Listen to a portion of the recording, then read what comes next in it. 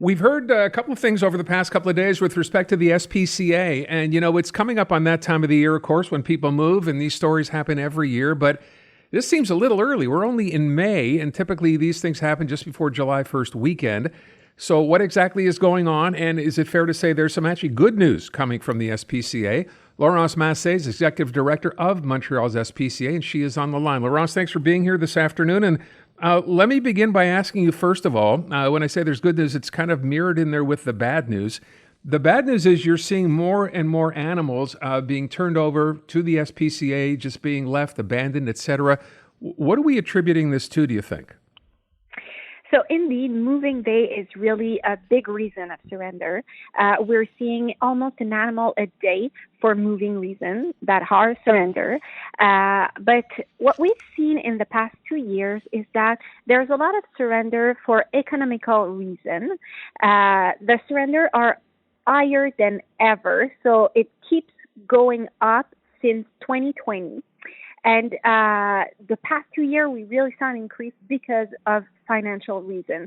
So people either don't have time, energy, or money to take care of their animal. We saw a huge increase in the adoption of animals during the pandemic. But now that we're back to normal and there's an inflation context, we see a lot of surrender, unfortunately. As I was reading about this and this idea that obviously when times are hard, animals end up, of course, beyond the people who can't take care of them anymore, suffering. They end up going or just being abandoned. But what I read here, and I'd not really thought about this, was the cost of veterinary care also seems to have gone through the roof. Yes, well, we've seen it as a shelter. So all of the products that vets use are, we see an inflation on them. So for us, the Montreal SPCA, we saw an increase on one med that we usually give to the animal. We saw an increase of 21% of the cost from last year to this year. So the medication and all of the material that we use to treat animals, the prices are going up. So indeed, the vet fees are going up as well. What we see as well is that people do impulsive adoption and they have the money to take care of the basic care. So let's say for a dog, it's on average $4,000 a year to cover the basic care of the dog. So food, basic vet care, some toys. But as soon as there's any medical emergency, it's really expensive, and usually this is when people surrender their animal because the bill is really, really salty, and they're having a hard time to pay for those bills. So we tend to see that people are not prepared to pay those kind of fee when there's any medical emergency, and this is why we're also advertising for insurance. We recommend people when they adopt an animal that they get covered by an insurance. When you adopt at the Montreal SPCA, you have a 6-week free coverage for an insurance, and then you can keep that insurance, of course, with a monthly fee. But we really recommend people to look out for any insurance because this is usually when people surrender their animal for vet reasons. By the way, do people, when they come to adopt a pet, you talk about sometimes adopting, for convenience or not really putting much thought into it. Are they aware? You make them aware, but are they aware that you can get insurance and that will mitigate some of the costs? So we make them aware, but indeed, in Quebec, only 2% of companion animals are insured, where in Ontario, it's 30%. So there is a huge education to be done in Quebec around insurance. And First, when I adopted my 2 dogs, I thought it was for the rich and famous people, the insurance for animals, which is not the case. It's not that expensive. And for the majority of the insurance, they cover 90% of the cost when there's any medical emergency.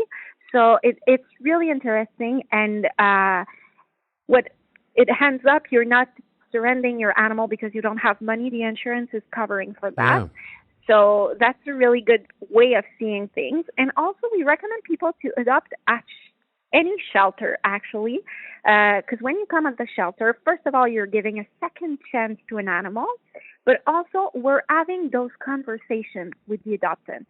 And we think that it's a really, really important conversation to have to discuss time, energy, budget to make sure that we present you a candidate that matches your need and that you match the need of that animal as well. So we're not going to present you an heavy medical case if you don't have a huge budget. So we're trying to match that.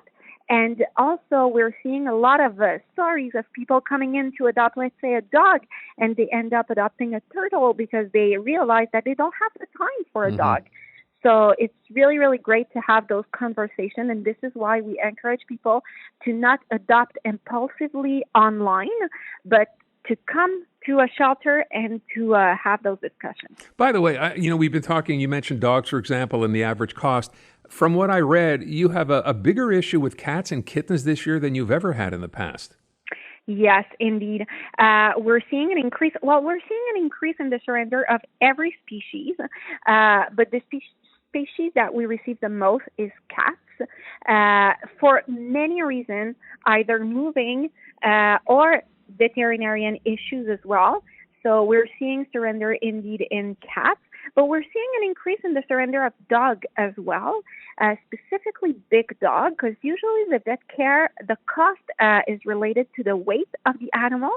So we tend to see that big dogs, they're more expensive, they eat more, they need more medication when they go to the vet. So the cost is higher for big dog, and we see a lot of surrender of these animals, unfortunately.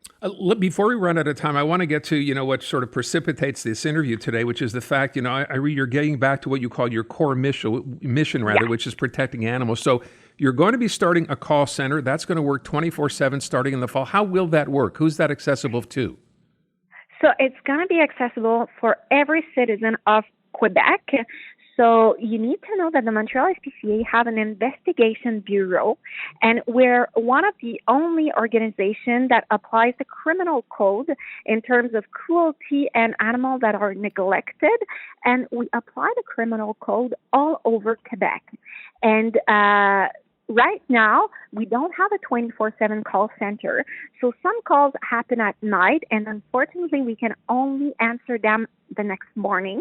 So we want to capture all of those calls as of this fall, and we want to make sure that we're there for any cruelty case or animals that are neglected. So we're going to open that call center, and it's going to be a huge improvement for That's a great. mission.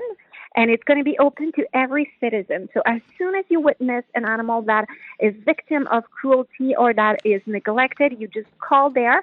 It's going to be a 100 line, and you can also SMS to that line. So it's going to be really easy to access, and we're going to make sure to capture all of those calls. I wish you luck. It's a great idea. And obviously you continue to do wonderful work at the SPCA. Laurence, thanks so much for your time. Thank you. Thank you.